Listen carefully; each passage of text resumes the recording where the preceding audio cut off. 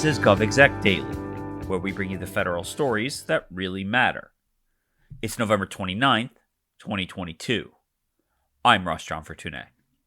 Earlier this month, the Bureau of Labor Statistics released a report titled Empirical Evidence for the Great Resignation that examines the pandemic's uniqueness from prior macroeconomic events. The report compared the pandemic's economic effects in the U.S. labor market dynamics therein to previous recessions and concluded that levels and rates of employees quitting during the pandemic were statistically different from previous economic events and recessions. But BLS is not exclusively confirming the Great Resignation, and the concept is hardly comprehensive.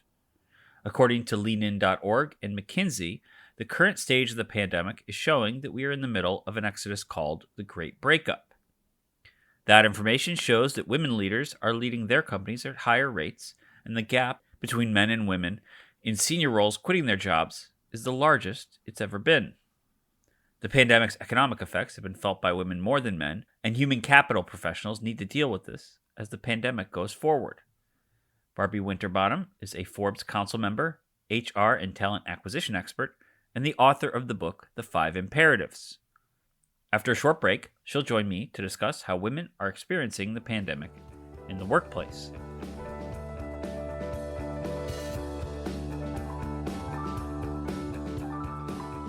Want to hear more from GovExec, NextGov, Defense One, and Route 50? Tune in to our virtual events to hear interviews with government leaders about the most important topics today, including the federal workforce, health IT, artificial intelligence, 5G, and more. Visit govexec.com/events to learn more.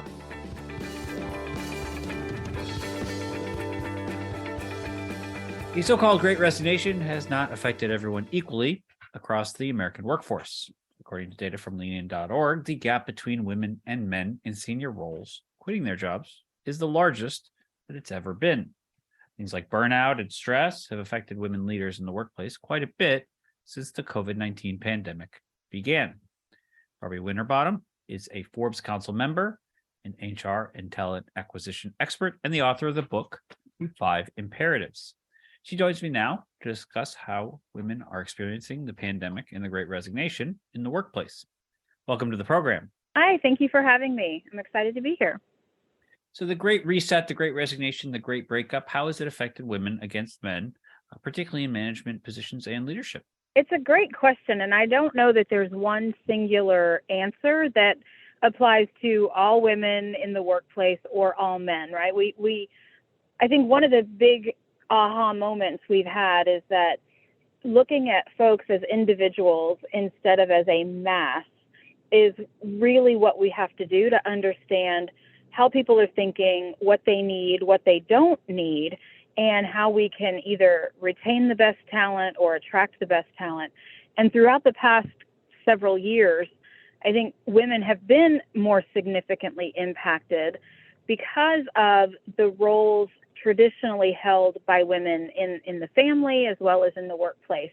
And so these conversations are so great to have, with the caveat of understanding, no, we're not talking about every individual, and we have to talk in more generalized statements.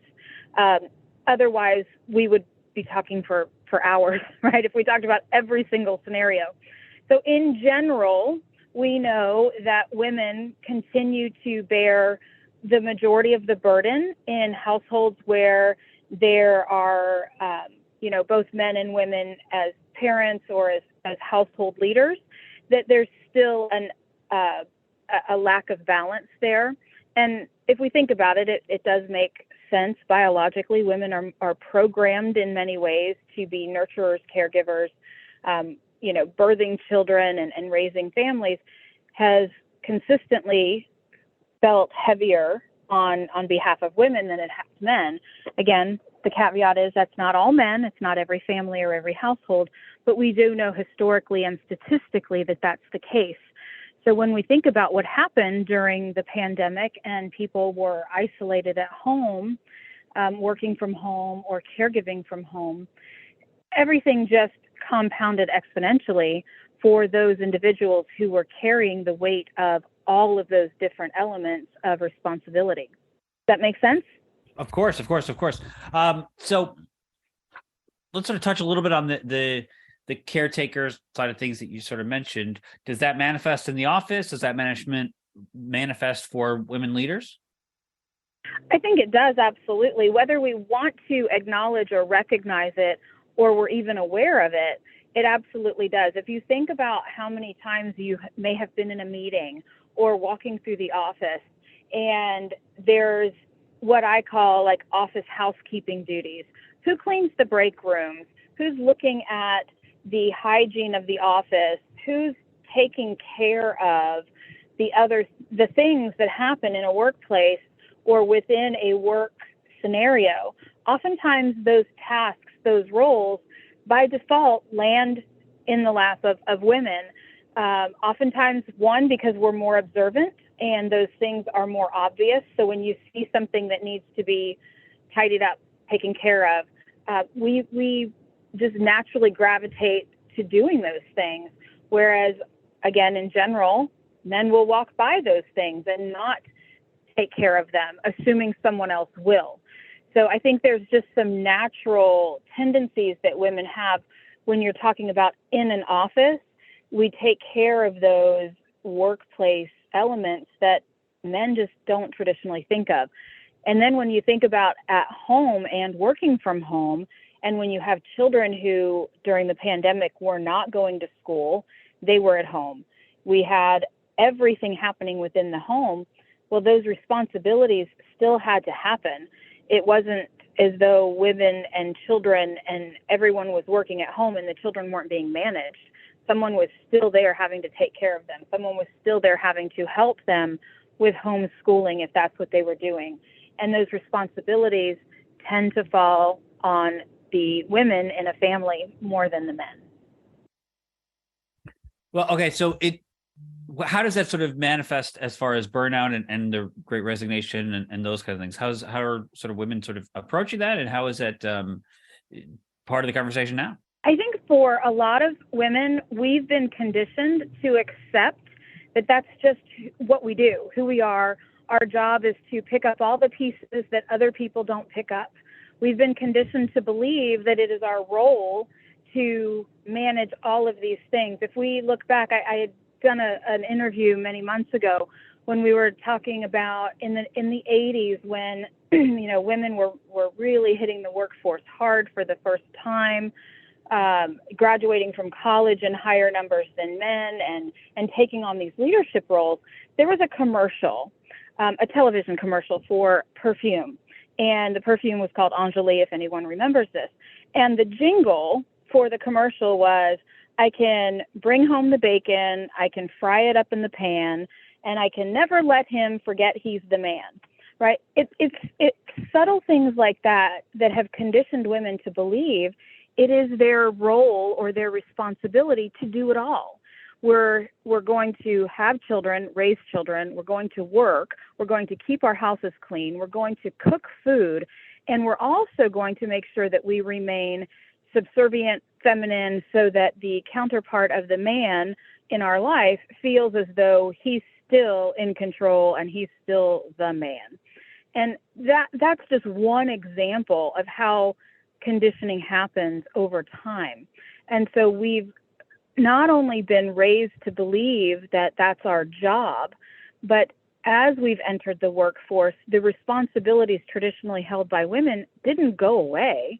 It wasn't like we said, okay, we're going to go to college, get an education, enter the workforce, and all those household chores that maybe my mom or my grandmother or my great-grandmother used to take care of because they didn't work outside the household, those chores are still there. Someone still has to cook for a family. Someone still has to do laundry or clean a house. And not everyone can afford to have housekeepers or a personal chef or any of those things to take the burden off of you. So who's going to do it? If you don't have a partner, whether male or female in your life, who says, hey, I see you and I see what you're doing and I see everything you're trying to manage, let me help. What are you going to do? Are you going to choose to not feed your children so that you can work longer? Are you going to choose to not do laundry so that you can do something else? So that they're very hard choices that we're put in a position to have to make every single day. Well, when you're under that kind of pressure from every angle of your life, it's going to lead to burnout. Burnout may not have necessarily been triggered simply from one thing. It wasn't just because, oh, I got that extra work that extra project at work to finish, or my kid has to go to this baseball game.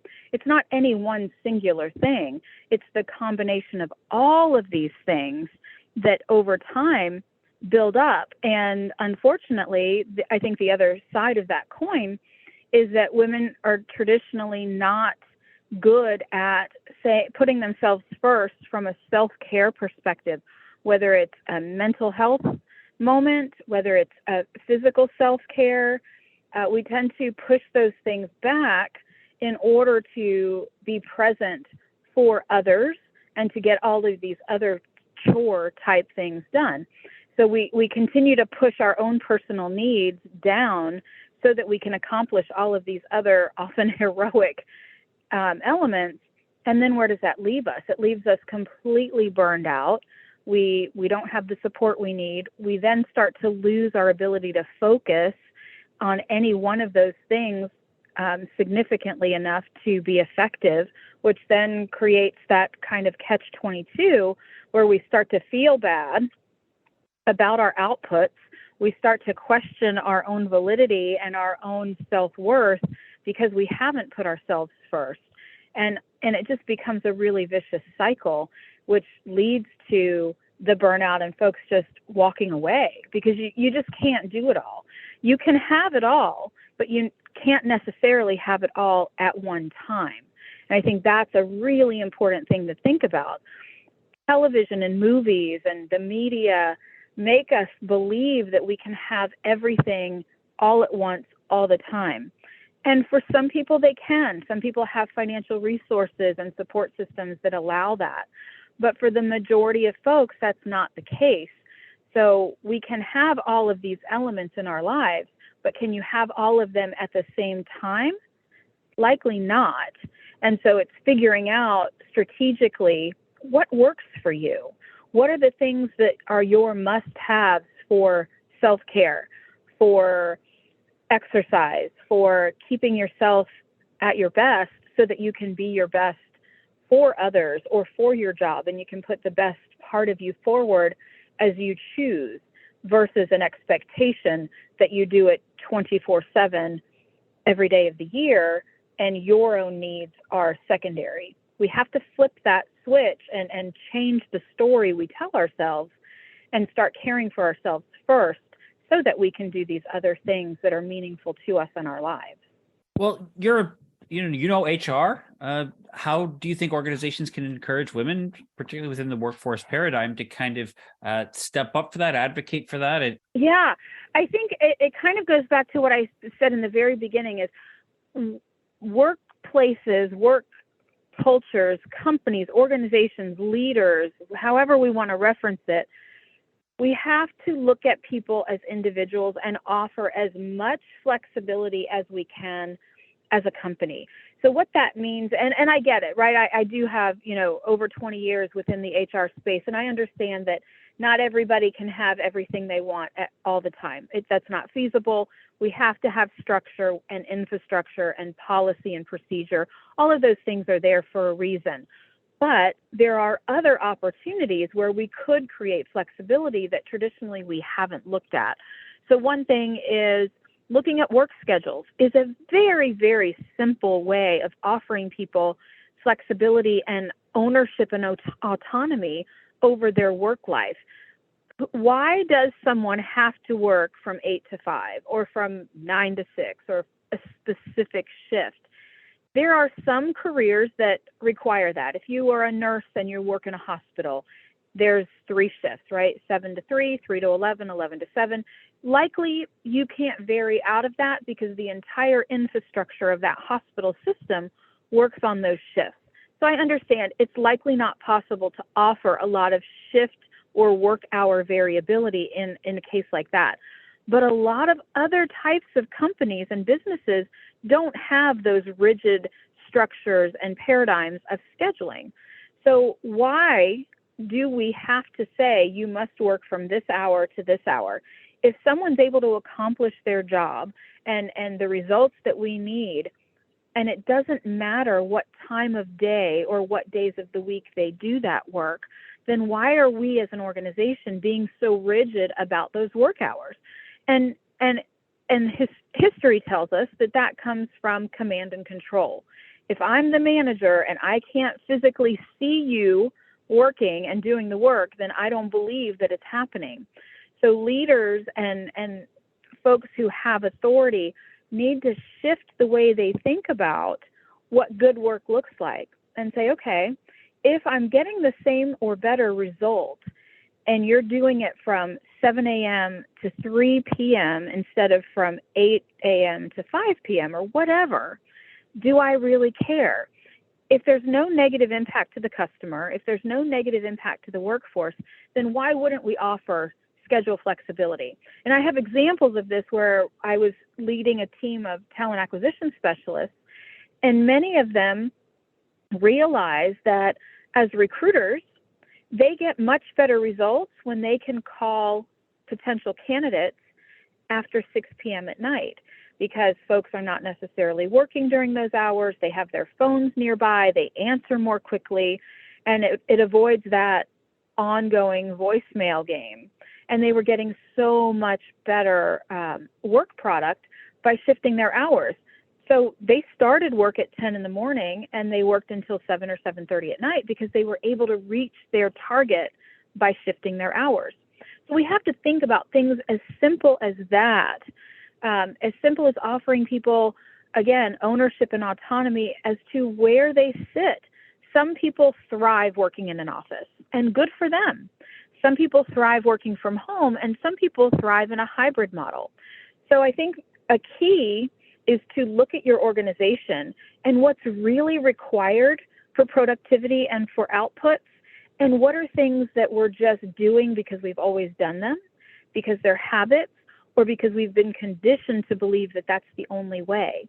And if we can start opening up opportunities for folks to have more ownership over their careers, it will start to diminish these burnout feelings and these burnout experiences, because what everyone wants, no matter if you're an employee or if you're an owner or maybe you don't work at all, but as a human being, we want to be seen, heard, valued, and understood. Those are 4 critical elements for every leader to understand. Your people want to feel seen. They want to know you see what they're doing. They want to feel heard. They want to know that you care about what they have to say and that you're really listening to them. They want to feel understood, that you've taken the time to really ingest what they're sharing, and that you're offering empathy and you're offering compassion to whatever it is they're dealing with. So if we can do those things by offering flexibility, by offering different types of work situations, we are going to have much more fulfilled people. We are going to have much better work products. And we're seeing it with organizations that have really embraced these new paradigms. And I just interviewed a CHRO of a multi-billion-dollar global organization about 2 weeks ago. And they've gone completely work from home, but you have a choice. You can come in if you want to, but you don't have to. Their productivity has gone up. Their retention has gone up. Their employee satisfaction has gone up because people have options. They no longer feel as though they're being instructed and micromanaged 24/7. They feel like, I'm an adult and I've been heard and I can make decisions that are best for me and for my work. And I think by leaning into that more and more, we will see burnout diminishing, because everyone wants to feel like they have control over their lives. So how can we give that to people? All right, so we'll end on this just because you brought up the command and control sort of model. That seems to me to be based a little bit in a lack of trust in the autonomy of employees. So can you talk about leaders and their use of trust and trusting their teams and building organizational culture? Absolutely. I think building a culture that is based on trust is essential. And we have to ask ourselves, if a leader's afraid to give someone autonomy, because they play the what if game, right? And I've had so many conversations about this. Well, what if they do that? What if they stop working? What if their performance falls? What if this? What if that? Okay, well, what if? What if those things do happen? As a leader, it's your job to then either coach them through it and say, hey, I've noticed you've been working from home 4 days a week. That's great. I'm thrilled for you. But I'm seeing some diminished returns in these areas. What's not working? What can we do differently? Because if we can't get your productivity, we can't get your results up to expectation, then we're going to have to look at different arrangements, right? So having a real conversation with that employee, adult to adult, so you're not talking down to them, you're not their parent, but you're simply saying, hey, I'm observing this, and what do we think is the root cause, and what can we do about it? So leaders have to start coaching to results and to performance, and not to hypothetical what ifs, because that's not real. So let people do what they need to do and then respond accordingly. Let's not assume that people are going to take advantage of working from home. And I've had this conversation with someone who said, all these kids, all they want to do is work from home and lay on their couch and they're not working. And I was like, what evidence do you have of that? Or is that just your own perceptions? Because perhaps you were raised with the mentality of the most important thing in life is space time in the office, right? That's an antiquated view of success. And that's very much the way baby boomers were raised, is that face time in the office is the most important thing. Go into the office and first thing, what do? You walk around and you make sure everybody sees you. You go get coffee in the break room. You say hi to everybody so everybody knows you're there. I was personally coached to do that early in my career by someone who was, certainly my senior and older than me. And he said, the number one thing that's important is that everybody knows that you're here early in the morning and that you're here until at least 5:30 at night, et cetera, et cetera. That was really important. That's no longer really important. We need to have leaders who understand coaching employees is about helping them grow their skill set, helping them see through things that maybe they can't see the other side of, and helping them leverage the skills and grow their skills and do the things that we know they have the ability to do by looking at it in a different way. It's not about watching the clock. It's not about making sure they clocked in at 9 a.m. on the dot. It's not about all of those old school mentality elements that we used to think were so important, because data and history has shown us that they're really not that important. Yeah, I know we largely cover public servants, and that has been something that has come out a lot, is that the workforce productivity has not changed in the remote work period. So I think as someone who's a big fan of remote work, I can say I think that's the answer to the question. I think is already there. Mm-hmm. It really is. It's just we have to challenge ourselves to think differently and to say, well, what could it be? What could work? And let's try it and then iterate from there. I think the mentality that we've always had is that we research something, we put a plan together, and we roll out this big, massive change. And the workforce of today and of the future is, hey, let's try this on a smaller scale and gather some data and see if it works. And if that works, then we can expand it, and then we can try this, and then we iterate along the way. It doesn't have to be all this or all that. We can try things on smaller scales and then tweak it as we go until we find that sweet spot that works for that person or that particular organization.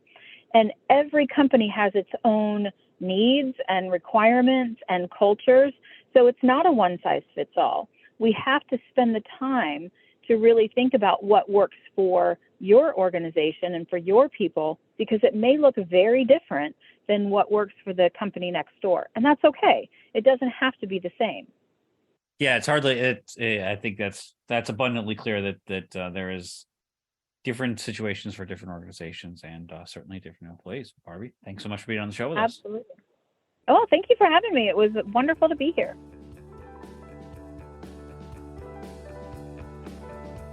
Thanks for listening to GovExec Daily. Our show was produced by Adam Butler and hosted by me, Russ John Fortuna. We want to thank Barbie Winterbottom for joining the program. Our music is the song Signals by Catfish Dancing. Be sure to rate, review, and subscribe on Apple Podcasts or Google Podcasts or anywhere else you get your podcasts. You can email us any feedback at podcast@govexec.com or hit us up on Twitter @govexec.